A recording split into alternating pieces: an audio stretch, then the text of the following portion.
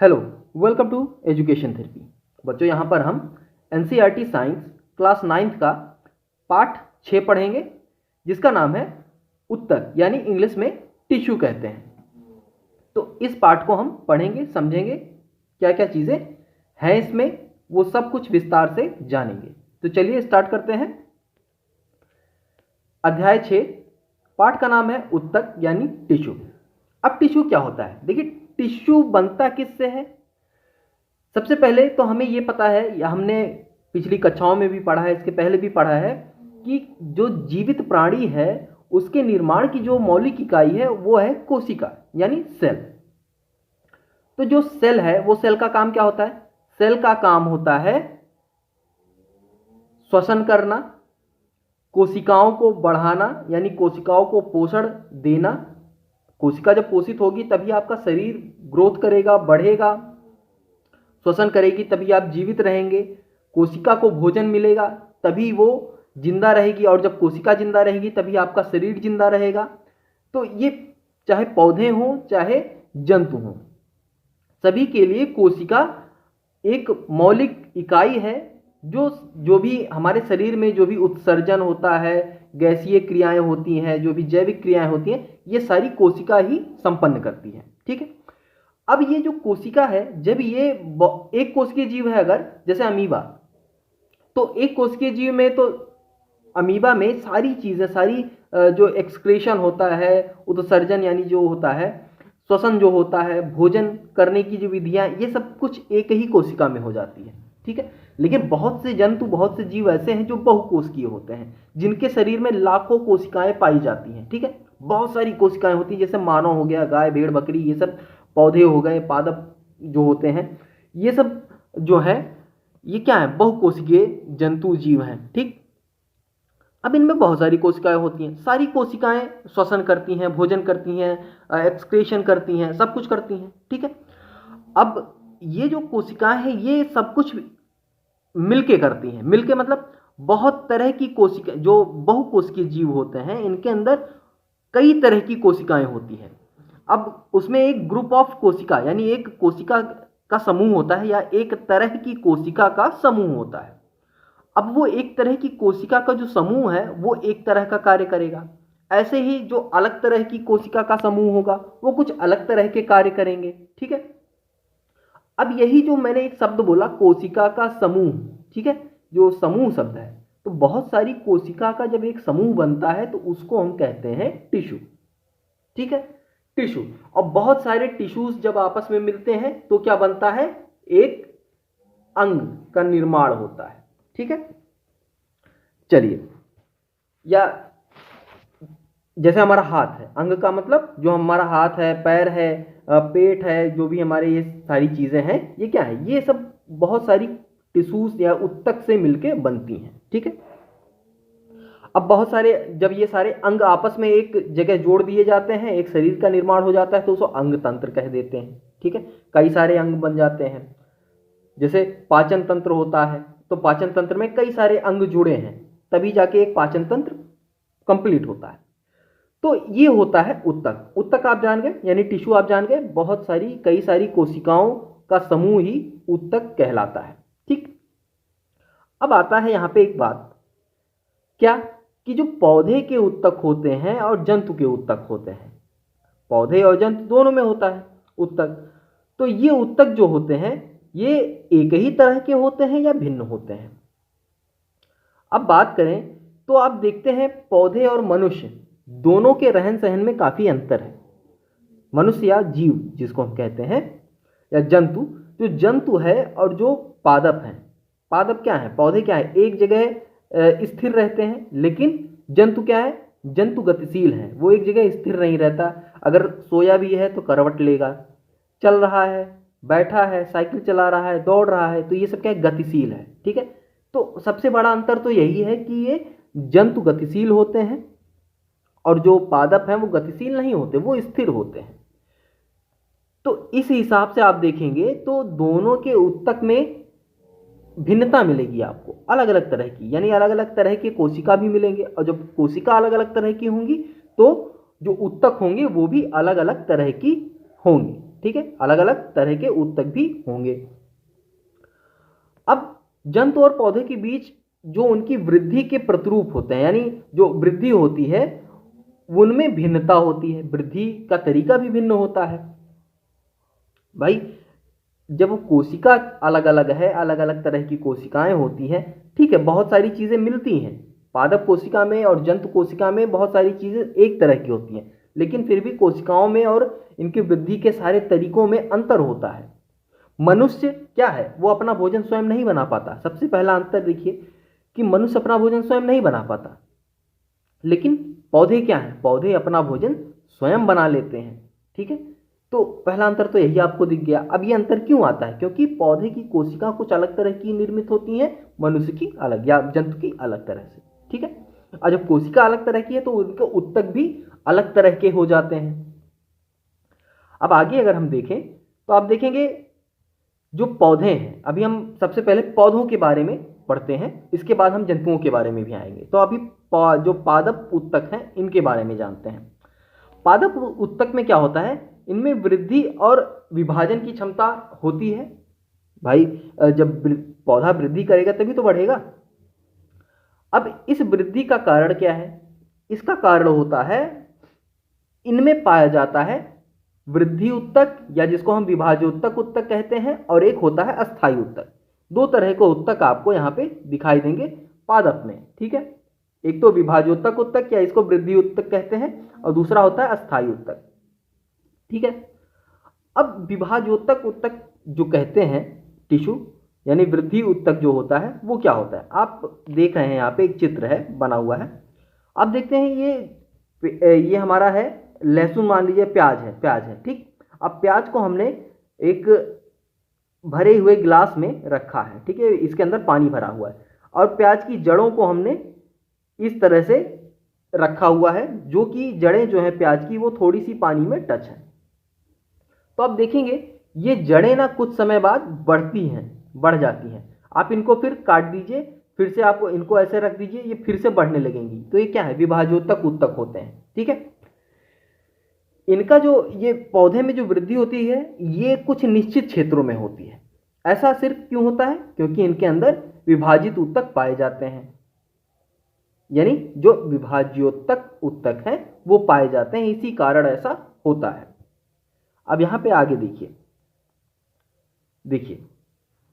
यहां पे ये जो विभाज्योत्तक उत्तक होते हैं ये पौधों की वृद्धि के लिए उत्तरदायी होते हैं। ये देखिए ये शीर्षस्थ विभाज्योत्तक उत्तक है, फिर आप देखेंगे बीच में गैप हो गया, उसके बाद यहाँ पे मिल रहा है। ये जो बीच में ये मिल रहे हैं इसको क्या कहते हैं, अंतःवृष्ट विभाज्योत्तक। और फिर आप देख रहे हैं ये विभाजित होने के बाद कुछ, ये देखिए ये एरिया छोटा है, ये इससे भी छोटा है, और ये सबसे बड़ा है, इसको बोलते हैं पार्श्व विभाज्योत्तक। यानी ये भाग ऐसे ऐसे पार्ट में डिवाइड होते हैं, और नीचे वाला पार्ट बड़ा होता जाता है, उसके बाद ये भी बड़ा होता जाएगा एक समय बाद। ठीक है, इस तरह से पौधों की वृद्धि होती है, और ये होता है किसके कारण, विभाज्योत्तक उत्तक के कारण। ठीक, चलिए, तो ये जो विभाज्योत्तक उत्तक होते हैं इनकी जो कोशिकाएं होती हैं ये बहुत क्रियाशील होती हैं। इनके पास जो होता है अपना एक कोशिका द्रव्य होता है, और जो कोशिका झिल्ली या कोशिका भित्ति जो होती है वो पतली होती है। इनका केंद्रक एकदम स्पष्ट होता है, यानी केंद्रक इनमें मौजूद होते हैं। ठीक है, इनके पास रसधानियां नहीं होती। ठीक, रसधानियों का अभाव होता है इनमें। तो ये होते हैं विभाज्योत्तक उत्तक। अब देखिए, अब यहां पे आप देख रहे हैं दूसरा एक होता है अस्थायी उत्तक। अस्थायी उत्तक से आप समझ रहे होंगे कि ये ऐसे उत्तक हैं जो परमानेंट होते हैं। अब आप यहां देख रहे हैं ये उत्तक क्या है, विभाज्योत्तक उत्तक क्या है, अस्थायी तो है नहीं।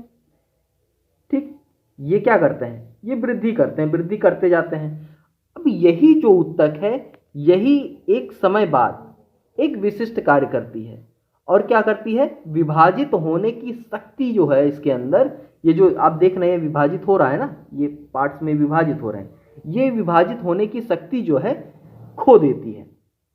और जब विभाजित होने की शक्ति खो देती है तो इसी उत्तक का नाम बदल के, या ये उत्तक परिवर्तित होकर अस्थायी उत्तक का निर्माण करती है। तो आप समझ गए, जो विभाजित या विभाज्योत्तक उत्तक होते हैं यही एक समय बाद अपनी विभाजित होने की क्षमता खो देते हैं और तब इन्हें हम अस्थायी ऊतक कहते हैं। ठीक, चलिए अब आगे बढ़ते हैं इसी में। अब स्थायी ऊतक की बात जब शुरू हुई है तो यहाँ पे आप देखेंगे इसका क्रॉस सेक्शन या सेक्शनल एरिया काटा गया है किसी तने का, यानी कोई पेड़ है उसको आप बीच में से काट दीजिए, कोई पेड़ है बीच में से काट दीजिए तो वो जो कट होगा वो कुछ इस तरह का दिखाई देगा गोले के रूप में। ठीक है, इस तरह के दिखाई देगा, वही आपको यहाँ दिखाई दे रहा है, जिसमें आपको दिखाई रहा है ये जाइलम है, ये मज्जा किरण है और इसमें जो ये एक पार्ट है, इस एक पार्ट को एनलार्ज करके यहाँ पे दिखाया गया है। ठीक है, ये इस रूप में दिखाया गया है, ये जो एक पार्ट है इसका। ठीक है, तो इसमें क्या क्या चीज़ें हैं, अब देखिए सबसे बाहरी परत जो होती है उसको एपिडर्मिस कहते हैं, फिर क्या आता है हाइपोडर्मिस, फिर कोर्टेक्स, फिर एंडोमेर्सी और पेरिसाइकिल आता है। यहाँ पे फिर आप देखेंगे इसी का एक भाग है फ्लोएम, फिर एक भाग है कैबियम, यहाँ पे कैबियम, और फिर यहाँ पे आप देखेंगे मेटाजाइलम, प्रोटोजाइलम। ठीक है, और यहाँ पे एक देखेंगे आप ये जो है ये क्या है संभार मंडल, और ये अंदर का जो हिस्सा है इसको बोलते हैं पित्त। ठीक है, ये तो भाग हैं सारे। अब आप देखेंगे ये बाहरी एरिया जो है, ठीक है, बाहरी भाग जो है इसको ट्राइकोम कहते हैं। यहाँ पे एक क्यूब जैसा एरिया है, म्यूसिलेगिनस कैनाल कहते हैं इसको। ठीक है, तो ये सारे भाग हैं, ये आप देख सकते हैं कौन सा भाग कहाँ रहता है, ये आप इस चित्र के हिसाब से याद कर सकते हैं। अभी आगे बढ़ते हैं और देखते हैं जो स्थायी ऊतक है। ठीक, अस्थायी ऊतक दो तरह के होते हैं, एक तो सरल अस्थायी ऊतक, एक होता है जटिल अस्थायी ऊतक। ठीक, अब सरल अस्थायी ऊतक देखिए, अभी आपने ऊपर देखा यहाँ पे एक कोशिका है एपिडर्मिस। ठीक, अब यहाँ पे एपिडर्मिस जो है, ठीक है, एपिडर्मिस जो परत है या ऊतक कहेंगे, एपिडर्मिस के नीचे जो कोशिका पाई जाती है, ठीक, कुछ परतें पाई जाती हैं एपिडर्मिस के नीचे, जिनको हम कहते हैं सरल अस्थायी ऊतक। ठीक, जिनको हम कहते हैं सरल अस्थायी ऊतक। अब इनमें सबसे नीचे जो सबसे ज़्यादा पाए जाने वाला सरल अस्थायी ऊतक है वो है पैरेन्काइमा। पैरेन्काइमा पाया जाता है एपिडर्मिस के नीचे सबसे ज़्यादा अवस्था में, सबसे ज़्यादा पैराकाइमा ही पाया जाता है। अब यहाँ पे आप देखेंगे कि ये कोशिकाएं जो होती हैं पैरेन्काइमा क्या होती हैं, सरल अस्थायी ऊतक, कोशिका भित्ति वाली होती हैं, सरल कोशिकाओं का बना होता है, जीवित कोशिकाएं होती हैं, बंधन मुक्त होती हैं। ठीक है, इनकी कोशिकाओं के मध्य जो होता है रिक्त स्थान काफ़ी पाया जाता है। अब यहाँ पे आप देख रहे हैं, देखिए ये जो चित्र आप देख रहे हैं ये पैरेन्काइमा का क्रॉस सेक्शनल एरिया है, और ये जो कट आप देख रहे हैं ये एक तरह से अनुदैर्ध्य यानी वर्टिकल एरिया में कट है। ठीक, तो ये पैरेन्काइमा है। अब ये दो कोशिकाओं के बीच में आप देख रहे हैं, ये जो दो कोशिकाओं के बीच में जगह होती है अंतर कोशिका स्थान बोलते हैं इसको। वहीं जब क्रॉस वर्टिकल सेक्शन में काटा गया है इसको, तो यहीं आप देखेंगे कोशिका द्रव पाया जाता है, केंद्रक होता है और मध्य पटलिका होता है। इसके अंदर कुछ पैरेन्काइमा में जो होता है हरित लवक भी पाया जाता है, जिससे ये क्या करते हैं प्रकाश संश्लेषण की क्रिया को पूरा करते हैं। इनमें राजधानियाँ भी होती हैं, अंतर कोशिका स्थान होता है, आपने क्रॉस सेक्शन एरिया में देखा ऊपर वाले चित्र में, और प्राथमिक कोशिका भित्ति भी होती है। ठीक है, तो ये होता है। अब बगल में भी चित्र है, बट इसके बारे में थोड़ा सा आप नीचे जान लीजिए करता क्या है, ज़रूरी क्या है, पहले ये जान लेते हैं कि ये करता क्या है, उसके बाद तो इसमें मैंने अभी ऊपर बताया कि जो पैरेन्काइमा ऊतक होता है इसमें क्लोरोफिल भी पाया जाता है कुछ पैरेन्काइमा में, जिससे क्या होता है ये जो प्रकाश संश्लेषण की क्रिया है वो भी कर पाते हैं। इसके बाद एक होता है यहाँ पे एक चीज़ और देख लीजिए, यहाँ पे दूसरा होता है कालेन्काइमा। तो कालेन्काइमा का चित्र आप देख लीजिए, ये कालेन्काइमा जो होता है ना ये करता क्या है। कालेन्काइमा का काम है, पौधे आप देखते हो ना, पौधे के कई भाग जो लचीले होते हैं, इन पौधों में लचीलापन होता है। तो ये जो लचीलापन होता है ना किसके कारण आता है, ये एक ऊतक होता है जिसको कालेन्काइमा कहते हैं, इसके कारण आता है।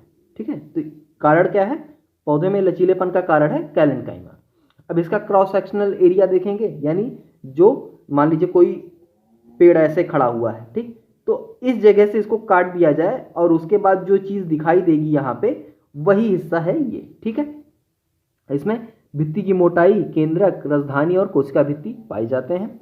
वर्टिकल अगर काटा जाए, वर्टिकली आप देखेंगे जैसे कोई पेड़ है, अब इस पेड़ को हम, ये एक पेड़ है, इस पेड़ को बीच में से काट दीजिए, जो हिस्सा यहाँ पे दिखाई देगा वो है यहाँ पे। तो आप देखेंगे यहाँ पे अंत भित्ति और प्राथमिक कोशिका भित्ति, हरित लवक भी होते हैं, केंद्रक भी होता है, राजधानी भी होती है, कोशिका द्रव और अंतर कोशिका स्थान, ये सारी चीज़ें आपको यहाँ पे दिखाई देंगी। तो ये होता है दो तरह की कोशिका, पैरेंकाइमा और कैलेंकाइमा। साथ में एक कोशिका और होती है जिसको हम बोलते हैं क्या, स्क्लेरेनकाइमा, ठीक है। अब ये क्या करता है, इसका भी क्रॉस सेक्शनल एरिया और वर्टिकल एरिया आप जहाँ पे देख रहे हैं, इसका काम होता है पौधे को, जो पेड़ है हमारा, उसको कठोरता प्रदान करना, मजबूती प्रदान करना, ठीक है। तो ये जो उत्तक होता है ये पौधे को क्या प्रदान करता है, मजबूती प्रदान करता है, ठीक। चलिए अब आगे देखते हैं। यहाँ पे एक चीज़ आप देख रहे हैं, ये एपिडर्मिस, ये जो चित्र है ये एपिडर्मिस है, ये उत्तक है और ये जो है ये उसकी कोशिकाएं हैं एपिडर्मिस की, ठीक। तो यहाँ पे आपने देखा एपिडर्मिस की कोशिकाएं, ये जो बाहरी परत होती है, एपिडर्मिस पाया कहाँ जाता है, जो जीव होते हैं उनकी जो बाहरी परत होती है ना, वो एपिडर्मिस की ही बनी होती है, यानी एपिडर्मिस जो उत्तक होता है उसी से बना होता है। अब चलिए आगे देखते हैं। देखिए जो पत्ती की एपिडर्मिस में छोटे छोटे छिद्र होते हैं, ये आप आराम से देख सकते हैं, जिसको हम इन छिद्रों को हम कहते हैं स्टोमेटा। इन्हीं के द्वारा जो होता है वाष्पन क्रिया होती है, ठीक है। ये एपिडर्मिस जो उत्तक होते हैं उन्हीं के थ्रू दिखाई देगा आपको। आगे देखते हैं, आप यहाँ पे आते हैं हम, एपिडर्मिस तो आप जान ही गए। अब यहाँ पे आप देखेंगे संवहन उत्तक। अब संवहन उत्तक की बात करें, यहाँ पे अभी आपने देखा, हमने सरल अस्थायी उत्तक देखा अभी ऊपर। अब इसके बाद हमारा नंबर आता है किसका, सरल अस्थायी उत्तक के बाद हमारा आएगा यहाँ पे जो हमारा जटिल अस्थायी उत्तक है। अब जटिल अस्थायी उत्तक की बात करें तो जटिल अस्थायी उत्तक में जाइलम और फ्लोएम दो तरह के आते हैं। अब जाइलम और फ्लोएम की अगर बात करें तो आपने जटिल अस्थायी उत्तक में पिछली कक्षाओं में पढ़ा होगा कि दो हमारे उत्तक आते हैं, दो सेल्स आते हैं, जो जाइलम होता है, फ्लोएम होता है, ठीक, दो तरह के हो गए। अब देखिए जाइलम और फ्लोएम में आप बात करेंगे अगर, तो यहाँ पे देखिए ये है जाइलम के साथ आपको ट्रैकेट्स, वाहिका और जाइलम पैरेंकाइमा, ये सारे मिलके ही आपको जाइलम जो उत्तक होता है ये बनाते हैं। इसके बाद आप देखेंगे आप फ्लोएम, फ्लोएम में हमारी चालनी प्लेट, चालनी नालिका, फ्लोएम, पैरेंकाइमा और साथी कोशिकाएं, ये सारी फ्लोएम सेक्शन में मिलती हैं या फ्लोएम उत्तक जो कहते हैं उनमें आते हैं, ठीक। अब देखिए ये जो जाइलम ट्रैकेट है ये क्या है, वाहिनिका है या वाहिका कह सकते हैं। जाइलम पैरेंकाइमा और जाइलम ये फाइबर रेशे से मिलकर बने होते हैं। ये दोनों क्या होते हैं, संवहन उत्तक होते हैं, यानी जाइलम और फ्लोएम ये क्या है, संवहन उत्तक कहे जाते हैं। ये आप जरूर याद रखिएगा। तो ये दो तरह के हमारे जटिल उत्तक हो गए। अब इसके बाद आते हैं हम जंतु उत्तक पे, जो हमारे जंतु के उत्तक, अभी तक हमने क्या पढ़ा, पादप उत्तक, जो हमारे पौधे वाले उत्तक होते हैं, जो पौधे में सेल्स पाए जाते हैं। ये जो आपने देखा ये सब कहाँ पाए जाते हैं, ये सेल्स हमारे पौधे में पाए जाते हैं, ठीक। अच्छा एक चीज़ आपने देखा होगा, ये जो नारियल होता है, नारियल की जो ऊपर की परत होती है ये क्या होती है, ये एक तरह से डेड कोशिका होती है लेकिन मजबूत होती है। क्या होती है, बड़ी मजबूत और कठोर कोशिका होती है। तो ये जो अभी आपने ऊपर देखा ना, ये पैरेंकाइमा, ये इसी के कारण होती है, ठीक है, नारियल के जो रेशे होते हैं ऊपर के वो। चलिए आते हैं जंतु कोशिका में या जंतु उत्तक में। अब जंतु उत्तक की अगर बात करें हम, तो हमारे शरीर में आप देखेंगे जैसे हमारा पेट है, पेट में बहुत अलग, जैसे पेट है तो पेट में कोशिकाएं होती हैं। अब पेट की कोशिकाएं जो होती हैं वो कई सारी कोशिकाएं मिलकर उत्तक जो बनाती हैं वो क्या है, वो पेशीय उत्तक होती हैं, चिकनी पेशीय उत्तक होती हैं। ठीक है, क्या होती है, चिकनी पेशीय उत्तक। इनमें केंद्रक होता है, अच्छा खासा केंद्रक आपको मिलेगा। इनको हम चिकनी पेशीय या पेशीय रेशे कहते हैं। ठीक है, अब यहां भी हमको मिलता क्या है, एपिथीलियम उत्तक। सबसे पहले क्या मिलेगा, एपिथीलियम उत्तक। अब एपिथीलियम उत्तक क्या होता है, हमारे शरीर की जो बाहरी त्वचा होती है ये एपिथीलियम की होती है। हमारे शरीर के जो अंदर के भाग होते हैं, जैसे हमारा पेट, जैसे पेट हो गया ना, अब पेट का ये जो अंदरूनी सतह है, ये सारी सतह क्या है, ये भी एपिथीलियम है। जो हमारी ग्रास नली होती है, जहाँ जो जिस नली से हम मुंह से खाना चबा के जिस नली से पेट में पहुंचाते, उस नली, जैसे ये नली है तो उसका ये जो हिस्सा होता है, ये अंदर वाला, ये क्या है, ये भी एपिथेलियम है। ठीक है, तो एपिथेलियम इस तरह से जो सतह होती है, हमारे अंगों की सतह होती है, वहाँ पे ये उत्तक पाए जाते हैं। ये चिकनी होती हैं, तो जिससे क्या होता है कि जो भी पदार्थ या जो भी चीज़ें हम खाते हैं वो आसानी से उसमें से पास होकर अगले भाग में या अगले अंग में पहुंच जाती हैं। जैसे ग्रास नली, हमने मुंह से खाने को चबाया, फिर वो ग्रास नली से होते हुए हमारे पेट में पहुंच जाए, तो ये चिकनी उत्तक होती हैं, इसलिए ऐसा हो पाता है। इसके बाद अब देखिए, इसमें कई तरह के उत्तक होते हैं। सल्की उत्तक होते हैं, घनाकार उत्तक होते हैं, स्तंभकारी, और यहाँ पे एक उत्तक और है, स्तरित सल्की उत्तक या सल्की उत्तक जिसे कहते हैं। तो ये 3-4 तरह की उत्तक पाई जाती हैं जो हमारे शरीर में बहुत सारे कार्य करने में मदद करती हैं। ठीक, चलिए तो आगे देखते हैं हम। ये 4 तरह के उत्तक आप याद रखिएगा। ठीक है, एपिथीलियम उत्तक जो होता है चिकनी होती है, जिससे ये जो भोजन हम करते हैं या हमारी त्वचा पे जो चीज़ें आती हैं वो आसानी से चिपकती नहीं, वो निकल जाती हैं या सरक जाती हैं, खिसक जाती हैं। इसलिए इनका काम जो होता है, चीज़ों को खिसकाना होता है, सरकाना होता है या फिसलाना होता है। ठीक है, एपिथीलियम का। चलिए इसके बाद आप देखते हैं, यहां पे आपको कई सारे उत्तक दिखाई दे रहे हैं। यहां पे संयोजी उत्तक की बात करते हैं। संयोजी उत्तक क्या है, हमारे शरीर में जो रक्त पाया जाता है वो क्या है, रक्त जो पाया जाता है वो एक तरल संयोजी उत्तक है। क्या है, रक्त हमारा तरल संयोजी उत्तक है, जिसमें कई तरह के कोशिकाएं आपको मिलेंगी। जैसे यहाँ पे आप देखिए न्यूट्रोफाइल, ठीक, न्यूट्रोफाइल होता है, और इओसिनोफिल, क्षारक रंजी, लिम्फोसाइट, मोनोसाइट, प्लेटिलेट्स। अब ये तो आप जानते ही होंगे। अब ये क्या है, ये श्वेत रक्त कणिकाएं हैं। ठीक है, इसके बाद लाल रक्त कणिकाओं की बात करें तो ये लाल रक्त कणिकाएं हैं, आप देख रहे हैं। ये सारी चीजें कहाँ है, ये सब कुछ पाया जाता है कहाँ पे, हमारी रक्त में, हमारे खून में। खून की बात करें तो खून में हमारा जो तरल पदार्थ होता है वो क्या है, वो हमारा है प्लाज्मा। और उस प्लाज्मा में जो तरल भाग है, उस प्लाज्मा में प्रोटीन होता है। उसी प्लाज्मा में हमारा ये रक्त कणिकाएं रहती हैं, उसी प्लाज्मा में हमारा प्लेटिलेट रहता है। लाल रक्त कणिका रहती है, व्हाइट ब्लड सेल यानी श्वेत रक्त कणिका रहती है, प्लेटिलेट्स रहते हैं। ये सब हमारा उसी प्लाज्मा में मिलके रहते हैं। ठीक है,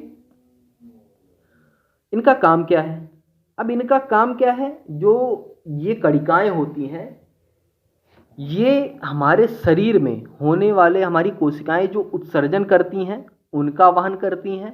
हमारी कोशिकाओं को जो ऑक्सीजन पहुंचाना होता है, जो भोजन पहुंचाना होता है, यही रक्त कणिकाएं ये कार्य करती हैं हमारे सेल्स को, चीज़ों को पहुंचाने में। ठीक है, चलिए जैसे शरीर में जो पचा हुआ भोजन है, हार्मोन्स है, उत्सर्जी पदार्थ हैं, शरीर के एक भाग से दूसरे भाग में पहुंचाने का कार्य यही जो कणिकाएं, रक्त कणिकाएं हैं, यही करते हैं। प्लाज्मा में हमारा प्रोटीन होता है, नमक होता है, हार्मोन्स होते हैं। ठीक है, ये सारी चीजें होती हैं। अब यहीं पे आप देखिए कुछ संयोजी उत्तक और हैं। जैसे रक्त कणिकाएं तो आपने देख लिया, उनका कार्य भी जान गए आप। यहाँ पे होता है अब एक सतह अस्थि, ये भी एक तरह का संयोजी उत्तक है। एक होता है उपास्थि, ये भी संयोजी ऊतक है।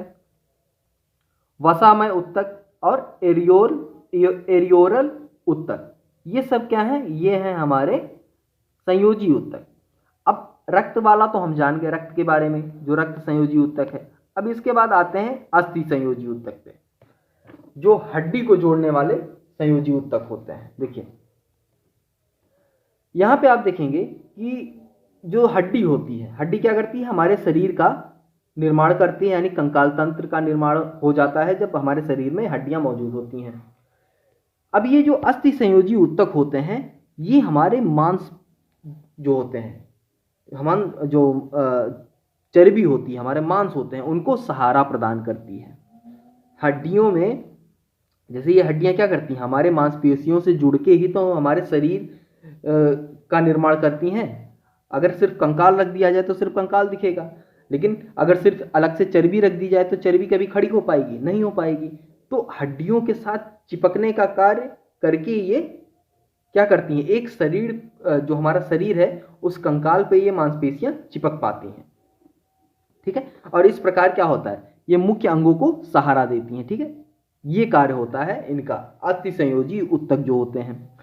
अब जो अस्थि कोशिकाएं होती हैं, ये कैल्शियम तथा फास्फोरस से बनी होती हैं। ठीक, जो हड्डियां होती हैं वो कैल्शियम और फास्फोरस से बनी होती हैं। दो हड्डियां जब आपस में जुड़ती हैं तो यहाँ पे एक संयोजी ऊतक कार्य करता है जिसको हम स्नायु कहते हैं। ठीक है, क्या कहते हैं, दो हड्डियों को जोड़ने वाला जो संयोजी ऊतक होता है उसे हम स्नायु कहते हैं। ये आप ध्यान रखिएगा। ये ऊतक जो होता है बहुत लचीला होता है, ताकि हड्डियां जो जुड़ी हैं वो आपस में मूवमेंट कर पाएं, ऊपर नीचे हो पाएं। जैसे घुटनों, जो हमारे घुटने हैं, इन सब घुटनों में, हमारी कुहनी में, कलाई में, ये सब जो स्नायु होता है ये पाया जाता है। ठीक, इसके बाद आता है हमारा उपास्थि। ठीक, जिसको हम कार्टिलेज कहते हैं। उपास्थि क्या होता है, हमारे कान की हड्डी या जो हमारा नाक का आगे वाला भाग होता है, ये सब जो बने होते हैं, ये इनको उपास्थि कहे जाते हैं। ठीक है, इनको क्या कहा जाता है, उपास्थि। ये जो ज़्यादातर होता है ये प्रोटीन और शर्करा की बनी होती हैं। ठीक, क्या किसकी, प्रोटीन और शर्करा की बनी होती हैं ये। अब नाक हो गया, कान हो गया, कंठ हो गए, श्वास नली, ये सब क्या है, ये सब उपास्थि के बने होते हैं। अब आप देखेंगे कि जो हमारे कान है, उस कान को आप पकड़ के इधर उधर घुमा लेते हैं, लेकिन कभी हड्डी को घुमा पाएंगे, हड्डी को ज़्यादा इधर उधर करेंगे तो टूट जाएगा। हालांकि कार्टिलेज भी टूटते हैं, ऐसा नहीं है कि आप एकदम इसको घुमा ही देंगे, लेकिन एक हड्डी, हाथ की हड्डी की अपेक्षा हम कार्टिलेज को आसानी से मोड़ मरोड़ सकते हैं किसी एक लिमिट तक। ऐसा नहीं कि एकदम उसको कागज की तरह मोड़ ही देंगे, ऐसा नहीं होता, कान भी टूट जाएगा, समझे। ठीक है, ठीक, तो ये हो गया। अब एक संयोजी ऊतक आता है जिसको हम एरियोलर कहते हैं। ये क्या करता है, ये जो ऊतक होता है ये त्वचा और मांसपेशियों के बीच जो हमारी रक्त नलिकाएं होती हैं, जो नसें होती हैं, उनके चारों तरफ पाया जाता है, और जो अस्थिमज्जा होती है, बोन मैरो होता है, वहां भी पाया जाता है। ठीक, तो एरियोलर संयोजी ऊतक नसों के चारों तरफ, जो मांसपेशियों के बीच जगह होती है, और जो अस्थिमज्जा होती है वहां पे ये पाए जाते हैं। ये क्या करते हैं, अंगों के भीतर जो खाली जगह होती है उनको भरते हैं। ठीक, और जिससे जब उसको भर दिया जाता है तो वो और मजबूत हो जाता है, अंगों को और सहारा मिल जाता है हमारे। ठीक है, चलिए अब देखिए, आप अक्सर सोचते होंगे कि या सुनते होंगे कि इस व्यक्ति के अंदर या इस आदमी के अंदर फैट बहुत है। अब ये फैट है अगर, तो फैट किस तरह से या किस जगह पे हमारे शरीर में संचित होता है। ठीक, तो अब इसकी बात अगर हम करें तो जो वसा होता है ना, वसा या फैट को संग्रह करने वाला एक ऊतक होता है जिसको वसामय ऊतक कहते हैं। ये कहाँ होता है, त्वचा के नीचे होता है। ठीक, त्वचा के नीचे आंतरिक अंगों के बीच पाया जाता है, और वहां पे ये वसा को इकट्ठा करता रहता है गोलिकाओं के रूप में। ठीक है, अब यही जब इकट्ठा होते रहते हैं गोलिकाओं के रूप में, तो आप देखते हैं कि पेटों की जब त्वचा के नीचे इकट्ठा होता है तो ये पेट हमारा निकल जाता है। हाँ, वसा का एक फायदा होता है कि ये उष्मा के कुचालक होते हैं। कोई फैटी आदमी है तो उसको जो है ना ठंडी कम महसूस होगी, ठीक, उसको ठंडक नहीं लगेगी, क्योंकि बाहर की ठंडक उसके शरीर के अंदर जा ही नहीं पाएगी, यानी उसके अंगों में ठंडक नहीं पहुंच पाएगी। तो ये कुचालक का कार्य करते हैं, ठीक है। वसा जो है ये क्या करता है, कुचालक का कार्य करता है, ठीक। चलिए अब यहाँ पे पेशीय उत्तक की बात करें। अब जो पेशीय उत्तक होते हैं, जिससे हमारा शरीर मूवमेंट करता है, हमारा शरीर जो मूवमेंट करता है, हमारे शरीर में जो गति होती है, वो पेशीय उत्तक के कारण ही होती है। पेशियों में एक विशेष प्रकार की प्रोटीन होती है जिसे सिकुड़ने वाला प्रोटीन कहते हैं, जिसमें क्या होता है, संकुचन और प्रसार होता है, और इसी के कारण उसमें गति होती है, उन पेशियों में गति हो पाती है, ठीक है, मोशन हो पाता है। अब यहाँ पेशीय उत्तक की बात करें तो पेशीय उत्तक भी दो तरह की होती है। अब ये उत्तक दो तरह के होते हैं, तो ये उत्तक जो दो तरह के होते हैं, ये दो कार्यों के कारण इनको दो तरह में बांटा गया है। एक तो होता है ऐच्छिक क्रियाएं, एक होता है अनैच्छिक क्रियाएं। हमारे शरीर में दो तरह की क्रियाएं होती हैं, एक होता है ऐच्छिक क्रियाएं, एक होता है अनैच्छिक क्रियाएं। अब ऐच्छिक क्रियाओं से जो कार्य होते हैं उनको हम कहते हैं ऐच्छिक पेशियां, ठीक है। क्या कहते हैं, ऐच्छिक पेशियां। ऐच्छिक क्रियाएं जैसे हमने अपना हाथ, हमको हमारे दिमाग ने कहा कि हाथ उठाना है तो हमने कहा हाथ उठा, हमारा दिमाग कहता है हाथ नीचे करो तो हमने अपना हाथ नीचे कर लिया। हमारा दिमाग कहता है 10 किलोमीटर चलना है तो हम 10 किलोमीटर चलते हैं। ये क्या है, ये ऐच्छिक क्रियाएं हैं, ठीक है। तो ऐसी ऐच्छिक क्रियाएं जिनके कारण होती हैं उनको हम ऐच्छिक पेशीय कहते हैं या ऐच्छिक पेशी कहते हैं। इसके बाद अब ये जो पेशियां होती हैं ये कहाँ पाई जाती हैं, तो आप अक्सर देखिए, अक्सर क्या, ये पेशियां जो होती हैं ये ज़्यादातर हड्डियों से जुड़ी होती हैं, क्योंकि अगर शरीर को गति कराना है, हाथ उठाना है, पैर चलाना है, तो वही पेशी हड्डी को हिला पाएगी जो उससे जुड़ी होगी, ठीक है। जो पेशियां हड्डियों से जुड़ी हुई होंगी वही शरीर को हिला पाएंगी। तो ऐसे उत्तक कहाँ पाए जाते हैं, जो शरीर को चला पाएं या अच्छी क्रियाएं करा पाएं, वो हड्डियों से जुड़ी होती हैं। तो ये आप ध्यान रखेंगे, ठीक।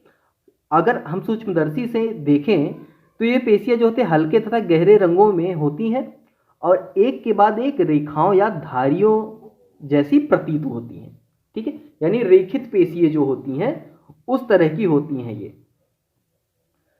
चलिए अब आगे बढ़ते हैं और दूसरी चीज जानते हैं कि जो हमारी अनैच्छिक क्रियाएं होती हैं वो कैसे होती हैं, ठीक।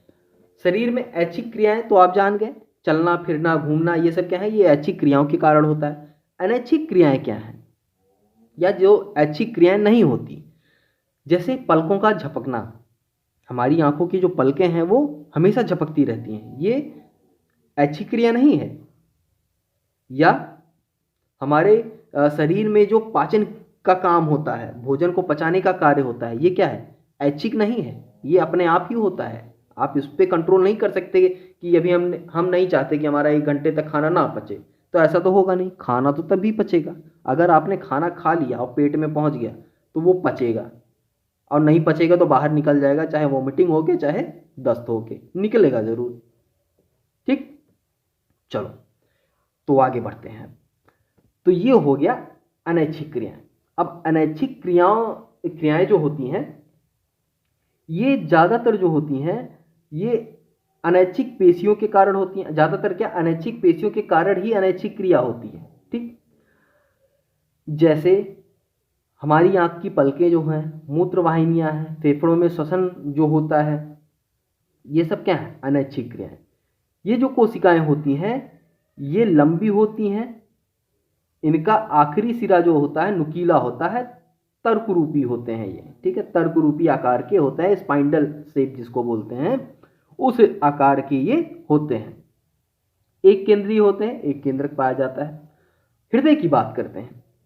हृदय, आप जानते हैं कि हृदय भी हमारा क्या है, अनैच्छिक क्रिया करता है, अनैच्छिक कंट्रोल है। यानी ऐसा नहीं है कि हम चाहते हैं चलो आप सोने जा रहे हैं 1 घंटा कह दें हमारा हृदय रुक जाता कुछ दूर तो मज़ा आ जाता, इसको काम कम करना पड़ता है, बेटा ये रुक जाएगा तो आप दुनिया से रुक जाओगे।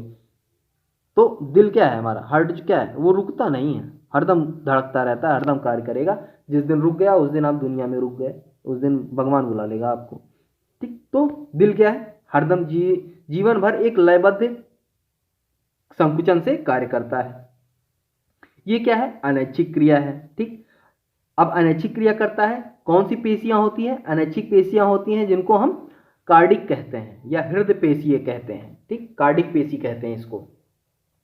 ये कैसी होती हैं, ये कोशिकाएं बेलनाकार शाखाओं वाली और एक केंद्रीय होती हैं। ठीक है, बेलनाकार होती हैं। ठीक, चलिए, क्योंकि ये अब देखिए हार्ट क्या है, हार्ट को बहुत काम करना पड़ता है, इसलिए मजबूत कोशिका चाहिए इसको। और मजबूत कोशिका कहाँ मिलेगी, जहां पे ऐच्छिक क्रियाएं होती हैं, जैसे हाथ का चलाने वाली जो कोशिका हाथ को चला सकती है, हड्डी को उठा सकती है, वो वाली कोशिका यहाँ पे चाहिए।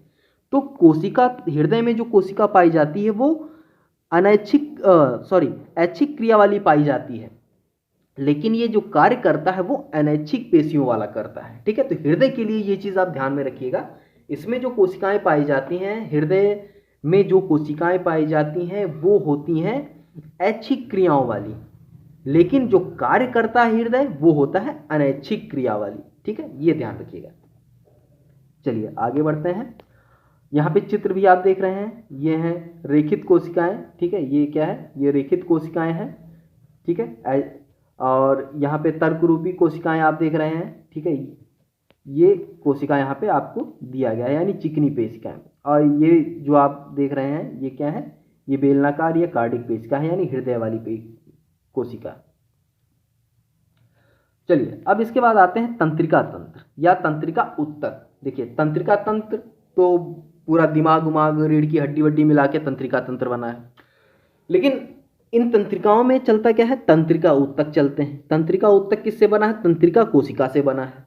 ठीक, अब ये तंत्रिका करता क्या है, देखिए तंत्रिका जो है शरीर में आने वाला कोई भी उत्तेजना हो, शरीर में कोई भी उत्तेजना होती है तो उसको ये दिमाग तक पहुंचाता है, और दिमाग के हिसाब से जो ऑर्डर मिलता है, जो आदेश मिलता है, उस हिसाब से शरीर हमारा कार्य करता है। ठीक भाई, कोई उत्तेजना हुई, किसी ने तो आपको किसी ने एक चपाट धर मार दिया है, तो आप कहेंगे हमको काहे मारे, तो हमको काहे वाहे नहीं मारे, हम उठा के पलट के एक झपड़ मार दिए।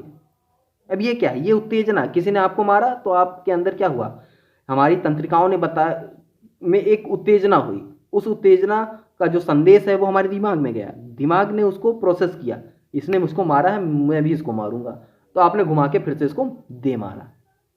ये क्या है, ये क्रिया है। तो उत्तेजना हुई, उत्तेजना के प्रति आपने उसका उत्तर दिया। ये सब कुछ कौन मैनेज करता है, ये संदेश पहुंचाने का कार्य, जितने भी उत्तेजनाएं हैं, आपके शरीर पे कोई कीड़ा रेंगता है, ये भी एक उत्तेजना है। ये कैसे पता चला, क्योंकि हमारी त्वचा में जो त्वचा के थ्रू जो संदेश है वो हमारे दिमाग में पहुंचा कि शरीर पे कुछ तो रेंग रहा है, कुछ तो चल रहा है, तो आपने देखा और आपको पता चला क्या है वो। ठीक, इस तरह से कार्य करते हैं। अब इनमें अगर बात करें हम, तो आप देखेंगे मस्तिष्क, मेरुरज्जु तथा तंत्रिकाएं, ये सभी क्या है, तंत्रिका उत्तक से ही बनी होती हैं। ठीक है, ये तीनों को मिलके हम क्या कहते हैं, तंत्रिका तंत्र। लेकिन ये अलग अलग अगर देखा जाए, मस्तिष्क, मेरुरज्जु या रीढ़ की हड्डी जो होती है, रीढ़ की तंत्रिकाएं जो होती हैं और तंत्रिकाएं, ये सभी बनते हैं तंत्रिका उत्तक से। अब ये जो तंत्रिका कोशिकाएं होती हैं इनको क्या कहते हैं, न्यूरॉन भी कहा जाता है। तो आप इसको भी ध्यान रखेंगे कि तंत्रिका कोशिका को न्यूरॉन भी कहा जाता है। न्यूरॉन में कोशिकाएं केंद्रक तथा कोशिका द्रव्य, जिसको साइटोप्लाज्मा कहते हैं, ये दोनों पाए जाते हैं। केंद्रक और कोशिका द्रव्य दोनों होते हैं। ये जो होते हैं लंबे होते हैं और बालों जैसी शाखाएं निकली होती हैं इसमें। ठीक है, जैसे बाल होते हैं महीन महीन, ऐसी शाखाएं इसमें निकली होती हैं। इनकी लंबाई अच्छी खासी होती है, ये 1 मीटर तक लंबे हो सकते हैं। ठीक है, इनकी लंबाई जो है ये 1 मीटर तक लंबे हो सकते हैं। अब चित्र में आप देखेंगे तो कुछ डायग्राम आप देख पा रहे होंगे कि ये तंत्रिका कैसी है। ये जो होता है ये ट्रांसमीटर होता है, ये हिस्सा जो होता है, ये जो पूरा हिस्सा है, ये हिस्सा ट्रांसमीटर का काम करता है, यानी यहाँ से संदेश निकलता है। ठीक है, और इसके आगे एज इट इज एक तंत्रिका और होती है, ये जो हिस्सा होता है ये रिसेप्टर का काम करता है, सिग्नल्स को रिसीव करता है, ठीक है, और आगे की कोशिका में भेजता है। यानी इसी की तरह का एक कोशिका इसके नीचे होगा जहां से ये सिग्नल ऐसे रिसीव करेगा और फिर यहाँ तक भेजेगा और ये फिर अपने आगे वाली कोशिका को यहाँ से संदेश भेज देगा। इस तरह से ये कार्य करते हैं, ठीक है। चलिए अब इसके कुछ हिस्से हैं, उनको भी एक बार देख लीजिए। ये देखिए, इनको कहते हैं डेंड्राइट्स, ठीक, बाल की शाखाओं वाले जैसे होते हैं, इनको डेंड्राइट्स कहते हैं हम। और तंत्रिकाक्ष इनको कहते हैं, ये जो इतनी बड़ी श्रृंखला होती है इसको तंत्रिकाक्ष कहते हैं।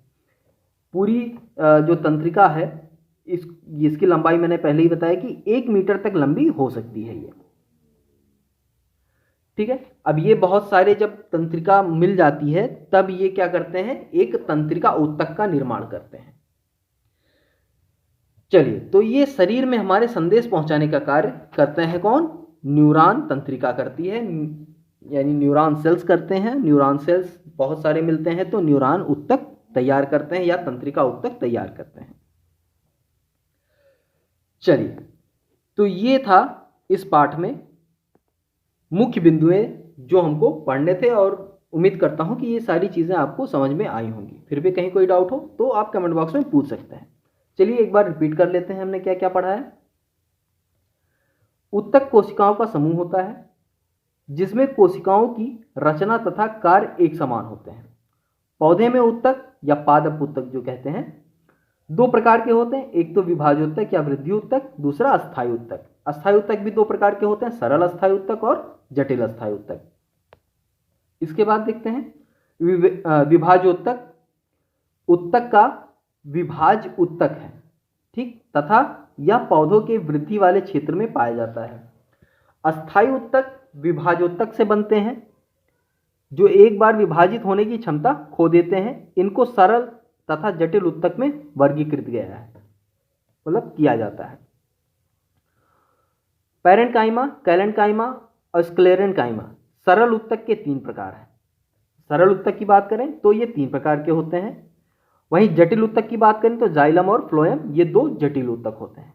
एपिथीलियम पेशीय संयोजी तथा तंत्रिका ऊतक जंतु ऊतक होते हैं, ठीक। एपिथीलियम पेशीय संयोजी तंत्रिका ये सब जंतु में पाए जाते हैं। आकृति और कार्य के आधार पर एपिथीलियम ऊतक को सल्की, घनाकार, स्तंभ, रोमीय और ग्रंथिल श्रेणियों में वर्गीकृत किया गया है। हमारे शरीर में विद्यमान संयोजी ऊतक के विभिन्न प्रकार हैं। एरियोलर ऊतक, वसामय ऊतक, अस्थि, कांडार, स्नायु, उपास्थि और रक्त, ये सब क्या है, ये सब ऊतक हैं, ठीक। ये सभी प्रकार के कोशिका हमारे शरीर में पाए जाते हैं और ऊतक पाए जाते हैं। पेशीय ऊतक के 3 प्रकार होते हैं। एक तो होता है रेखित पेशीय, आरेखित पेशीय और कार्डिक। कार्डिक क्या होता है, हृदय वाली पेशी होती है जिसको हृदयक पेशी कहते हैं, ठीक। इसके बाद तंत्रिका ऊतक न्यूरॉन का बना होता है, यानी अगर तंत्रिका ऊतक की बात की जाए तो इसकी जो सबसे छोटी इकाई होती है वो न्यूरॉन होती है, ठीक है, जो संवेदना को प्राप्त और संचालित करता है, यानी जो भी संवेदना या उत्तेजना है उसको रिसीव करेगा और आगे ट्रांसमिट करेगा, भेजेगा, ठीक है। तो ये सारी चीज़ें हमने इस पाठ में पढ़ी। अब यहाँ से आप देख रहे हैं कि आपका जो अभ्यास प्रश्न है वो स्टार्ट हो गया है। उम्मीद करता हूँ कि अभ्यास प्रश्न आप हल करने का प्रयास करेंगे, कोशिश करेंगे, कम से कम ट्राई करिएगा कि 2-4 प्रश्न जो जितने भी आपसे हल हो पा रहे हैं वो सारे हल करिएगा। नहीं हल हो पाते हैं तो वो भी आप कमेंट बॉक्स में बता सकते हैं कि सर ये प्रश्न नहीं हो पा रहा है, नहीं समझ में आ रहा है, या फिर भी इस चैप्टर में कोई टॉपिक नहीं समझ में आया है तो वो भी कमेंट बॉक्स में पूछ सकते हैं। तो चलिए आज के लिए बस इतना ही, मिलते हैं नेक्स्ट वीडियो में, तब तक के लिए धन्यवाद।